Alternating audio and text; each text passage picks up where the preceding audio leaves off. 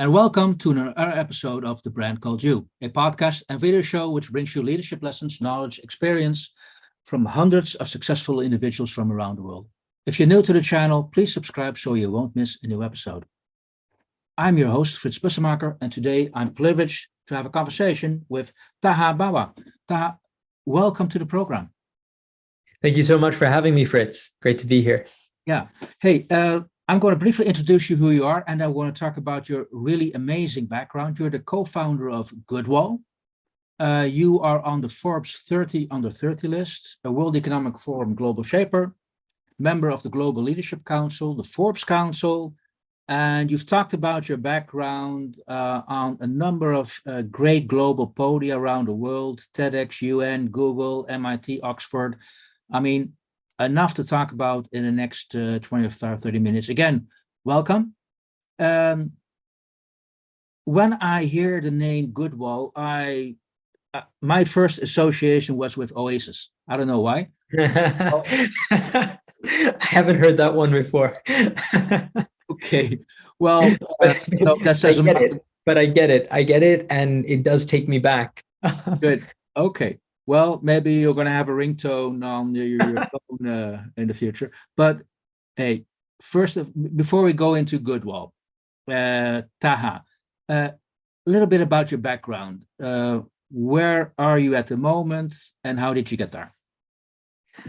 So physically, I'm in London right now. I was born in Switzerland. My parents were Sri Lankan, grew up in a few countries, Pakistan, Iran, the US, came back to Switzerland, studied partially there, and then did my graduate studies in the UK.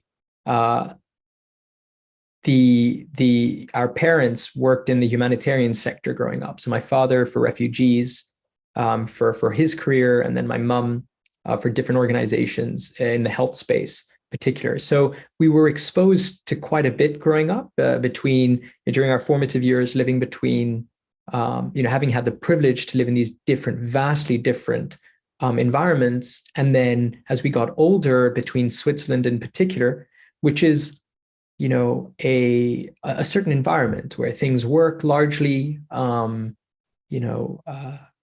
there's a strong middle class, upper middle class, there's economic opportunity. And then we would go back, spend our summers visiting refugee camps, visiting places or people that really just did not have the opportunities that we clearly had. Just to check, your parents brought their kids with them. So how old were you? Yeah, so we have photos.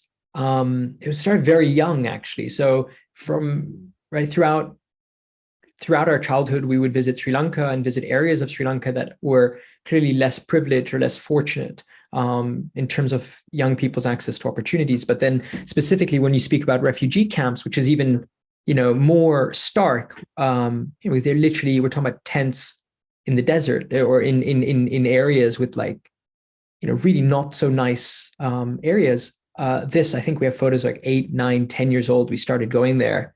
And we have memories that I've spoken about, like vivid memories and photos of us giving out candy and to other young people who look not too dissimilar to us, and as I've said, have achieved nothing less than we had achieved as 9, 10-year-olds.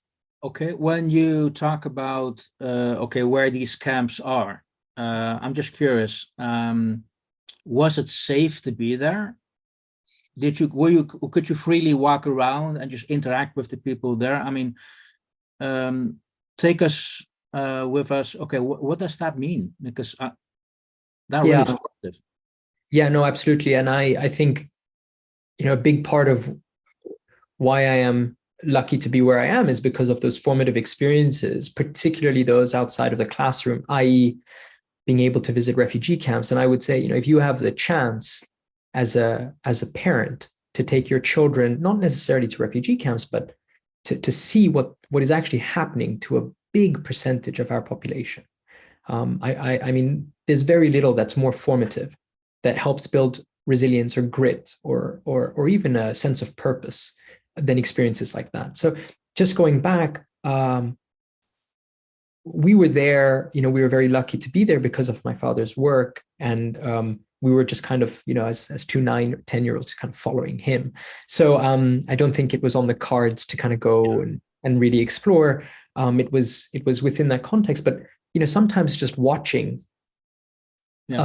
leaves even more of a mark. I understand that. Although I find it quite interesting that you use the phrase "I was lucky to be there."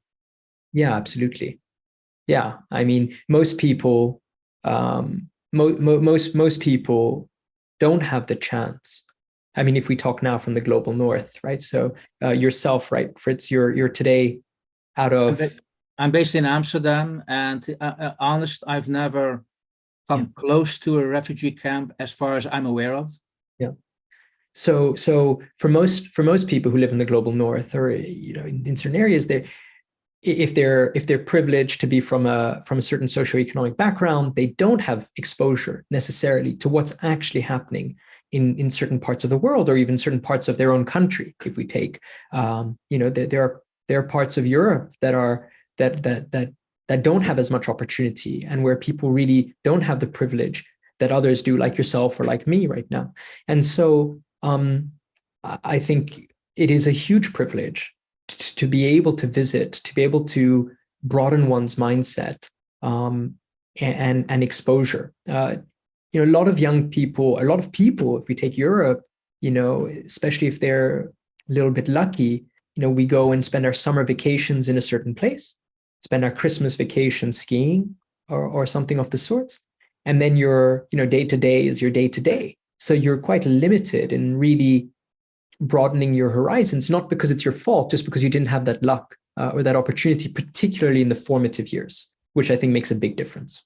But I would encourage you, Fritz, there, and we can speak about this after, there are various places that I encourage you to just, even around Europe or in North Africa that can be incredibly formative. And we work with different partners in some of these areas, from the UNICEFs, who are incredible partners, but also local civil society organizers who work in South Africa, work in Kenya, who work in certain parts of Europe where there are camps, or where there are people who are from just disadvantaged in terms of the opportunities they have. Okay, you're making me curious when you come with a suggestion like that. Okay, maybe a little bit of off topic before we go into your Goodwall experience, but the way you describe it, it could mean that you're going to turn it into a tourist destination. So we see, okay, you can go to the beach, you can go skiing, or you can go on some kind of eco-sustainability trip. You can also have an opportunity to have a look there, maybe do good, contribute. Is that something you would be advocating, just to expose people to that part of the world? Yeah, I think one has to be very mindful, and there are humans involved, right? In the same way that when we talk about going into a conservation trip, there's a way to do it. Yes. And one needs to go in the right environment with the right people and the right mindset. And this is not a zoo, in the same way that when one goes on a conservation trip, this is not a zoo. And so I would say yes, with an asterisk of with the right people in the right conditions. I think it can contribute positively towards society if it's done the right way. In the same way that when we talk about eco trips, there's different types of eco trips. There are those eco trips where one has to ask ourselves, are we getting the real exposure, or is this just brass taps in the bush? And in one case, if it's done right with the right guides and the right understanding of the communities, and you have the right mindset in terms of being open, this can change your life. And it can also be a force for good in those areas that need that sort of tourism. But if it's in the wrong way, it's actually quite detrimental to the local populace. It could be, as we know. Fully understand, but I'm now assuming that because being exposed at such a young age has been a very key milestone in your life. It has. I mean, whether it be the camps I mentioned, whether it be being able to go spend time in the wilderness, that inspired us, and that happened a little bit later for us. We were very lucky to be with leading conservationists, and that kind of to give a very concrete example, that kind of completely changed our approach and our view on the concrete, tangible effects of climate change and biodiversity loss that is taking place around the world. And that actually, in a way, contributed to Goodwall expanding its mandate to also contribute towards the fight climate mitigation or climate change. Okay, now it makes a little bit more sense that you are the co-founder of Goodwall together with your brother. And may I assume same experience? You both went to the same camp, same experience. You looked at each other and say, we need to do something. Yeah, it wasn't immediate. So, I understand. We were exposed to a lot of things over many years, and I think that led us at a relatively young age. We were both in university, where we saw that something's not right. How can it be that some people are so lucky and others are so not? And I think I think one sentence that kind of sums this up would be, and I've said this a few times, but if I'm on this call with you today, it's not because I'm the smartest or the most hardworking. It's really because of the opportunities I had growing up, right? So whether it be in terms of wanting to do good, or whether it be just in terms of, you said at the beginning, so I'm not going to say that I think this, but you said, oh, maybe I've achieved a few things. And a lot of those achievements are only possible because of the experiences I had growing up, whether that be the confidence from my parents, whether that be the travels that we had, whether that be our inspiration we took from things we saw, whether it be the watching Shark Tank as a child, to in terms of the entrepreneurial exposure. So this has, if I go back, if we just take the final analogy to that refugee camp, there's a photo of me giving out candy to another 10-year-old. What's the probability of her being on this podcast today? It's almost zero. Yeah. No matter how smart she may be, no matter how hardworking she might have been. And so there's this misconception, I feel, that, you just work really hard and you are talented and it's going to be, and that's just not the case for most young people today. Okay. Now, this is like a good segue to go a little bit more into Goodwell. We've named it a couple of times, but we haven't explained or mentioned anything. What did you set up? What is Goodwell all about? So Goodwall was set up with the intention to level the playing field for youth globally. We thought the most meaningful thing we could do with our lives would be to give some of the opportunities we had to 100 million other young people. Mm-hmm. And help them be the best versions of themselves. And maybe some of them would want to contribute to solving some of our most complicated problems. Essentially, we saw that the two of us were completely incapable of tackling these problems. And we said, okay, what if 100 million others could? That would be cool.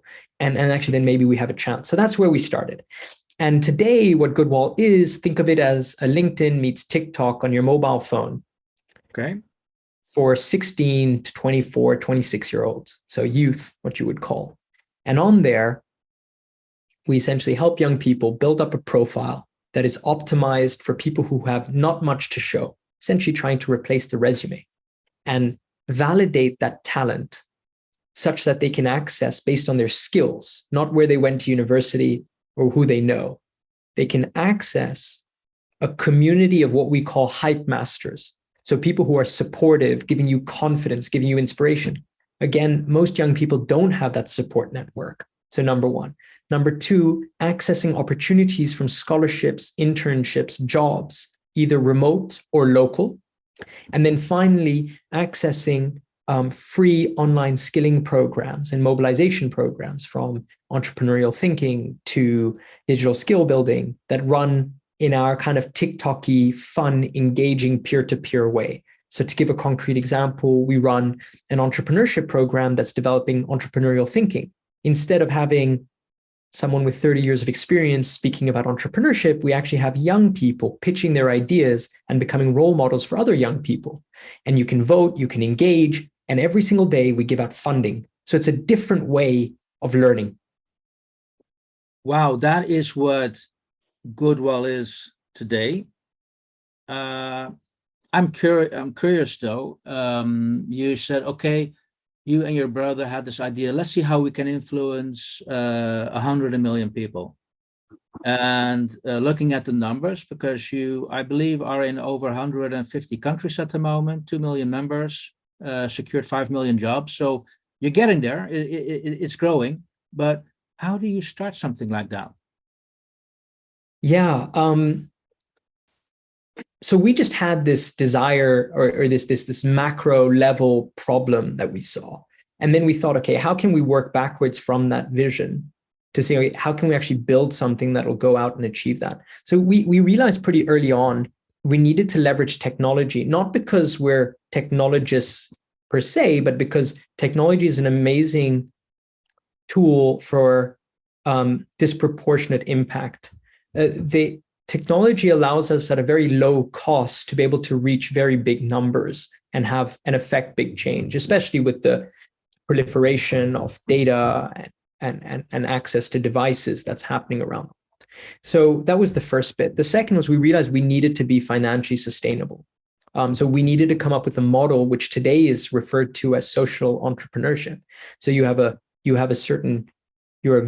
a mission-driven organization with a clear social goal, but your business model is sustainable in the sense that you're able to be self-reliant.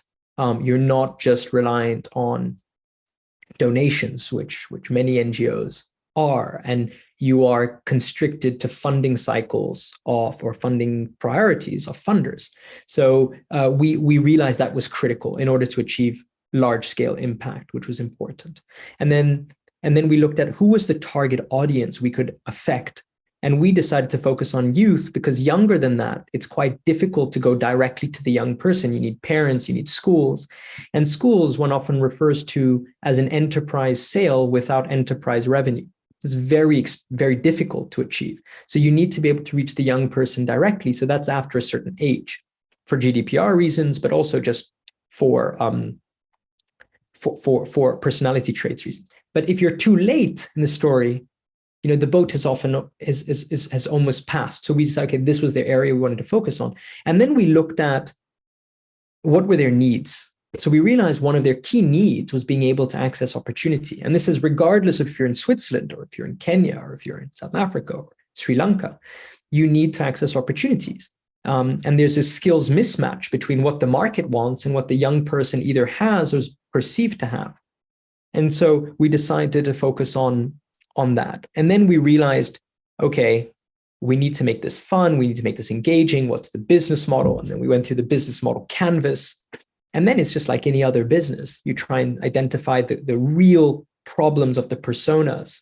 And then how can you deliver on that?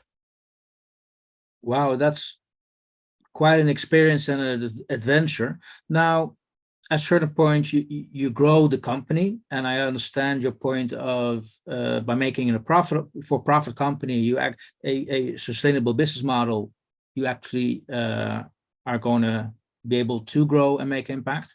At what point? So how does the process work? I just mentioned you're part of a Global Shaper World Economic Forum, Forbes call. How does that work? Do you get a phone call? Does somebody approach you? Hey, can I put you on this list? Is it just a badge of honor, or does this require you to do real work? It depends. It depends on the initiative. So if I look at the Global Shapers, I've been part of it for many years, and the Global Shapers principally had a mandate to create local impact for your community. So we were involved. I've been involved with various local initiatives. For example, a two-way mentoring project for refugees in Geneva. This was with a cohort of 10 people. So we're not talking about 1 million or 2 million, but 10. And that's one of the most meaningful things I've had the chance of engaging with on a personal level. So this is something that I do. It's a volunteering initiative. And there are various other initiatives that take place. And you basically give your time to contribute positively to your local environment. And it's amazing because, of course, you're doing good. You're trying to achieve impact, but you're also engaging with other very inspirational young people, and you learn from them. And some of my best friends have come out of that program actually over the past years. What's also clear is that the forum gives you access to a certain way of thinking. If I think of our desire and our like focus on partnerships, a lot of that probably comes from that exposure, because they are at the end of the day a leading public-private partnership, or at least they advocate for it. And so we've always, we've learned that from that experience. We had the chance to go to some of their events. We've had the chance to speak at some of their events, which of course allows us to have a podium for our thoughts and our visions, and actually influence debate at the highest level, because at these events you have policymakers, you have CEOs of Fortune 500s, and you have entrepreneurs. So that would be an example of the global shapers. And then if we take some of the others, for example, if I can speak about Generation Unlimited, which is a public-private youth partnership that is hosted by UNICEF.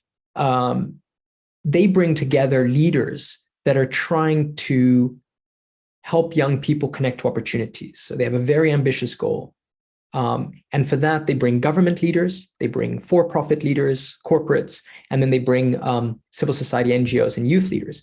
And we work very closely with them. As you mentioned, we're on their Global Leadership Council. And there, yes, there is work that needs to be done, literally work that needs to be done, but there's also a time commitment to show up at the events and then make the effort to find ways to work together with the different organizations that are there. So, and that has led to very concrete impact related to our work, for sure. Great. Yeah. So being part of those councils, having that recognition, that also would imply that the CEOs and the top level executives of organizations, government organizations, they're actually going to take you seriously because, hey, somebody has put you through the ringer, said, hey, you have to listen to this guy. He has something meaningful to say. Is that what it's all about? I wouldn't say all about. I'd say, I mean, like all things, when you're in a curated, safe space, people are willing to be more open. So if you take the World Economic Forum, or you take Generation Unlimited, you take, any of these more intimate events that take place, you're in a trusted, there's a certain amount of openness or willingness to engage. Also, you're in the right mindset. You've come there for a specific purpose. You're there. It's not your day to day. You're there to open your minds. Everyone has problems. Everyone has a million things they're trying to do. But when they're there for those X hours, and you may be the CEO of a company or a head of state, you're there to discuss and to engage. And so if you meet someone like me, and it might just not be me, but it might be another CEO, it might be a head of state, you're willing to talk about stuff outside of what you're doing day to day. And that's where partnerships are fostered. That's where ideas come together. And very concretely, the last Leadership Council, we met multiple people who we did not know, and we now work with in a strategic way. And that is only possible because we had a breakfast together. Okay. No, thank you for nothing crazy, nothing crazy. Just a breakfast. Or if I take at Davos, and I said this, we literally I bumped into someone who was going for the same pastry as me. And that someone happened to be a leader in one of the largest companies in the world. And from there, we're able to do something that might 100x our impact. So serendipity is important, and these kind of organizations help foster it. Great. Thank you for putting that into context. Now, hey, moving along, what does success mean for you? How do you define success in your work and your private life, or is that the same? It's a good question. I think for me, a bit like my pitch to my audience is, I want to maximize my potential and have a positive impact on society. So if I take the first bit, I just want to be the best I can be at every facet of my life. That means as a leader, that means as a manager, that means as a strategist, that means as an executor. And also in my personal life, I'm trying to be the best I can be with the different stakeholders, so to say. And that's a continuous journey, right? I would like to think that every day I'm slightly better than the day before, and if not, I should be doing something a bit differently. And then in terms of having an impact on society, I've said, and that to create impact, you need essentially three elements. You need some talent or ability to execute. You need a network or safety net, and then you need to have a desire to create impact. I mean, to create impact at scale. Now, a lot of times you have people who want to do good but don't have the network. You have people who have the network but don't actually want to do good, etc. And if you are in that little event, like if you look at that triangle, there's a very small percentage of people that have all three, or who have the luck to have all three. I don't believe it's because I'm a good person or very talented. It's just the luck to have those three. Then I think it's almost our moral obligation to try and do the best we can to contribute positively to society, whatever that may be, whether it's locally, whether it's internationally, but let's do our best. And for me, that's very important. That's guided my career so far. And I hope to keep doing more, right? Because you keep having more opportunities as you go forward. To what extent can you help luck a little bit along? Can you do something which increases your chance to be lucky? Yeah, absolutely. Absolutely. There's a lot that can be done. If I think back, not to give any advice, and I think many have spoken at length about it. For us, when we were starting our first business, we just bought like 20 books and went through them like pretty religiously over a very short period of time to learn as much as we could on things we knew very little about. Conceptually, we understood what a business model was, but we didn't really understand how it worked. So we just went through it, and that's how we learned. And then we spoke to people. We had a very, every person we spoke to gave us an introduction to someone else, and that built our network up. I would say, and at a more fundamental level, is just being very curious and open-minded, I think, is important. So if you're in that zone, opportunities also present themselves. So I give a concrete example. You might be at a dinner, you might be at a bar, which is where we met our first investor. It's just that you're open, you're always on the lookout for opportunity, and you say, okay, if someone says something interesting that might overlap with what your interests are, double click on it.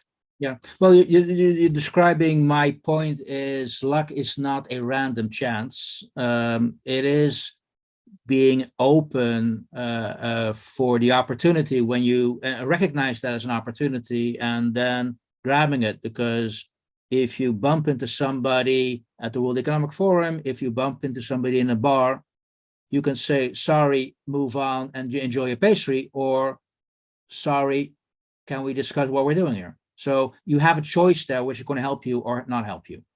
Absolutely. Now, I also read in preparing my interview with you, you are on the jury of reviewing exceptional candidates who will become future leaders in sustainability and science. And well, it's quite obvious why you are part of that jury, given the background you just shared. But what makes someone exceptional? What are you looking for? In this particular case, we're looking for someone who's clearly mission-driven, who's willing to take their talent. So number one, mission-driven. Number two, in terms of talent, we're looking at people who have demonstrated examples of excellence in the past. So it's very hard to predict exceptional leadership if they're not already exceptional leaders today, right? So in this particular case, it's to be able to help guide them on help them participate in training and support to become exceptional leaders. So we're looking for that potential, and that potential can be shown not necessarily only in terms of their academic achievements, but also in terms of what have they done outside, what are the initiatives they've participated in, and have they shown resilience, have they shown grit, have they shown an ability to deal with failure. This is just as important as being the best intern at the most competitive company, or having done the most impressive MBA, or having been at the most exclusive science school. Okay, good. So it's not about those milestones and achievements. And bears me to ask you just a couple of more questions, Taha. First of all, how bumpy was the road to your success? Were there any big failures or mistakes you made along the way where you feel, okay, I need to share this so people can avoid that? yeah, failures and mistakes, unfortunately being made or fortunately being made all the time. And some could argue on a daily basis. Now, the question is, how does one deal with those mistakes? I think it's important. Some would say if you're not making mistakes, you're probably not pushing hard enough. You're not taking enough risk. You're not moving forward fast enough. But I was given this piece of advice that's always stuck with me. It's not the one who gets there to the answer first that's going to win. It's the one who adapts quickest to being wrong. And I think that's quite interesting. So with a business idea, your first idea may not be the right one, but how quickly do you know that it's the wrong one? And I think, and that can, that happens on a day-to-day basis. Are you able to self-evaluate and reflect and adjust quickly enough? I think that's been something I'm trying my best to live by. And as a result, also take out the fear as much as possible, though it's very difficult, of making wrong decisions, which then leads to the decision paralysis, which I think is the most dangerous thing for a leader, which is to make no decision. And that's what you're being paid for, and that's what your team counts on you for, to make those decisions, even when it's not perfect. So that's one bit. And then in terms of myself, I think the biggest challenge we faced was when we almost lost what made us who we are. And I think that's why values are so important, and continuously reiterating your values and missions and vision. And I can be a little bit more specific. We almost lost who we were because, we had achieved a certain amount of success by being quite true to who we were. And at one point, like everyone, you see what other people are doing and you say, oh, that's even more. And should we adjust ourselves to fit that? And I think it's important to iterate. It's important to adjust yourself, but it's critical to stay true to your values, because that's what makes you special, right? And you trying to take on the values of someone else, imagine you're a incredibly successful sales organization. There's a reason why you're incredibly successful. And I think it's hard to imitate authentically imitate something that isn't you. And at the end, your USP, your unique selling point are your values. Hey, Taha, very wise lessons and advice shared. Any last advice you would want to give to especially the young people watching this program, to young managers starting out on a journey? I would say this is an incredibly exciting time to be alive. There are so many opportunities for us, so many. And I think it's just go for it. And what's the worst thing that can happen? Because it's an incredibly exciting it's an incredibly exciting time to be around. Okay. I also expected be a member of Goodwall. Yes, that too, please. Yes. So to help you reach your goal of helping 100 million people, young people, you could say, improve their career, get a start, get a job. Hey, Taha, it's been a tremendous honor to talk to you about what you've done, what you're still doing, and how you got there. So I want to thank you so much for your time today, and we'll stay in contact. Thank you. Thank you, Fritz. Thank you for listening to the Brand Called You videocast and podcast, a platform that brings you knowledge, experience, and wisdom of hundreds of successful individuals from around the world. Do visit our website www.tbcy.in to watch and listen to the stories of many more individuals. You can also follow us on YouTube, Facebook, Instagram, and Twitter. Just search for the Brand Called You.